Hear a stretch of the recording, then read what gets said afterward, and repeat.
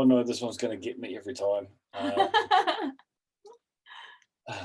It's coming to me. It's coming to me. It's to do with Valentine's Day. It's February. I remember the month. And Excellent.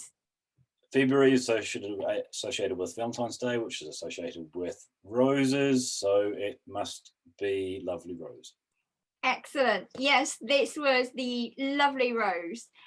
Is this intersectional or it's a herbaceous peony? Herbaceous. Herbaceous.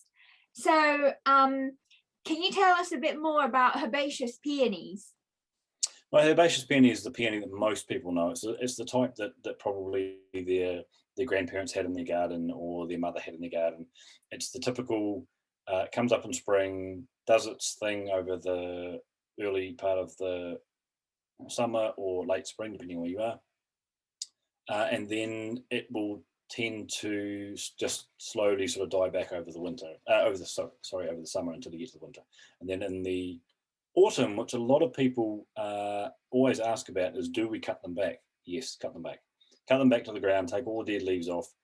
The thing with taking all the old dead leaves off that have been frosted is that it allows two things. It allows the cold and the frost to get to the crown where the buds are for the plant. And that frost actually stimulates the flower buds for the following year. The second thing is by taking all those leaves off, you actually reduce the risk of bugs, diseases, bacteria, Phytophthora, which is a common issue with peonies in a wet area. So all around, it's good for the plant, for the health of the plant. But that's the typical peony that most people will recognise. Excellent. And I remember for herbaceous peonies, the flowers are very big and heavy. And when I was at Chelsea with you in 2019, a lot of people actually asked me this question, that their herbaceous peonies always fall down because the head is so heavy. Is there anything that you can do? I remember my answer is no, just treat them as the peonies is bowing to you. There's a couple of things you can do. I mean, it's quite hard with a plant that has such a huge flower head on them, and some of them, I mean, there's no magic answer, but there's several things you can look at doing. One is getting a variety that's slightly shorter growing and has a slightly shorter, stouter stem. Another thing is peonies obviously love to grow in full sun. The more sun, the better. So try and keep them in full sun. That way the stems will be stronger and more upright. If you grow them in amongst other plants, but not crowded by other plants, they will help to support the flowers too. A healthy plant, so one that's again growing in full sun, it's got all the right nutrients, again will have strong stems. And the final thing is probably resort to hoops. A lot of people do use it, and it's actually not a bad way to ensure that the flowers stay upright. It's just a very simple wire hoop with 3 prongs in the ground. Put them over there. As soon as the buds start to show up, the flowers will come up through the hoop and then be supported. That's really good advice.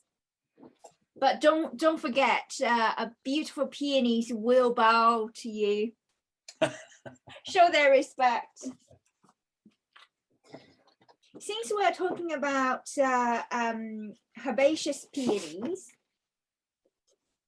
I want to show you this first.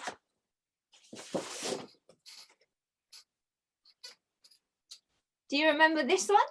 I do remember that one. That's actually, it's probably because it's quite a simple flower. It's one of my favourites. It is, and it's early, hence the name of it being early windflower. Yep. So I think that was, I don't remember who chose this flower. It was the month of March, and I think we chose this because of the name, early windflower. It flowers quite early compared to other peonies, but it's a single petal peony as well.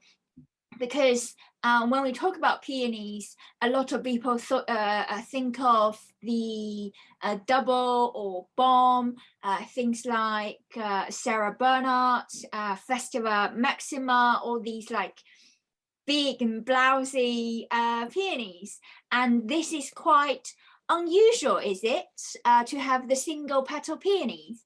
It's more like a species peony, and that's one of the things I do like about it too, is that it's very good for naturalistic settings. So it's one of the few peonies that doesn't mind a little bit of shade. Okay. Most peonies, as I've said just before, prefer more sun the better, but Yeah. early windflower is one that can handle a little bit of shade. So it would actually be a great one if you had, say, an old orchard or something that's got very light dappled shade, that you could grow them in amongst wildflowers and things like that, which gives a very natural, soft look to it. So that's one of the reasons why I like it. Yeah, and I do remember in our previous chat shows, on the garden design point of view, we a lot of them, a lot of peony, because they're so big and colorful, it's better to leave them as the center of in the garden. And I remember initially we talked about different tiers of peonies, grass, but peonies is always in the center. But I also remember for this particular one that you mentioned, as you just mentioned, it can go with orchids because it likes a little bit of shade. It can perfectly integrate into a natural scene.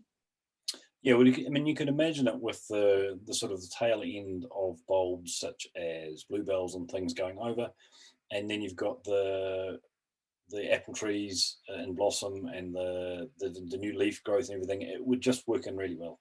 Yes, yes. And I remember when we were doing this chat show, it was a Mother's Day in the UK, and Jens did a simple, beautiful arrangement with early windflower on the plate, and it was so elegant. Yeah, he did some amazing arrangements. Yes. And it'd be fascinating to see what he comes up with in the next month or two. Yes, I can't wait to see him again at Chelsea Flower Show. And then we had this one.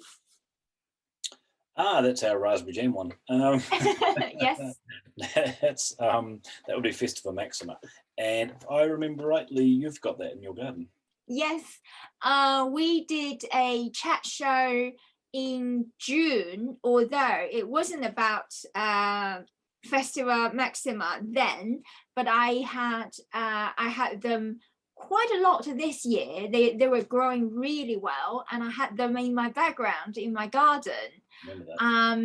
And some of them were shooting right up, and some of them kind of tilted down a little bit. And most peonies don't have scent, but Festiva Maxima has this wonderful rosy scent.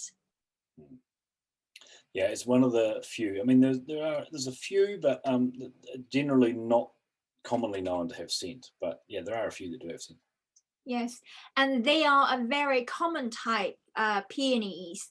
And I remember you mentioned that this is one of the old varieties that's so popular, and a lot of growers have cultivate them a lot, so that the price is down when you purchase them, and it's very reasonable, and it's a classic variety that people have them in their garden.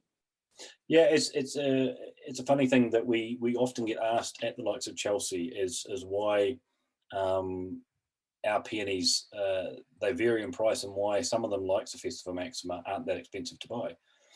And it's just simply that case, is the fact that peonies that have been around a long time, lots of growers have had plenty of years to bulk up numbers on them.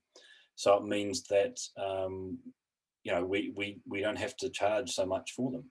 Some of the very new varieties can be very expensive. I mean, a very, very new and very rare variety may be £90. But something like Festiva Maxima is beautiful and stunning as it is. Even for a really good root that will give you flowers in the very first year, you're probably only looking at about 12 to 15 pounds. They are really good peony for value for money. Yeah, amazing. Yeah.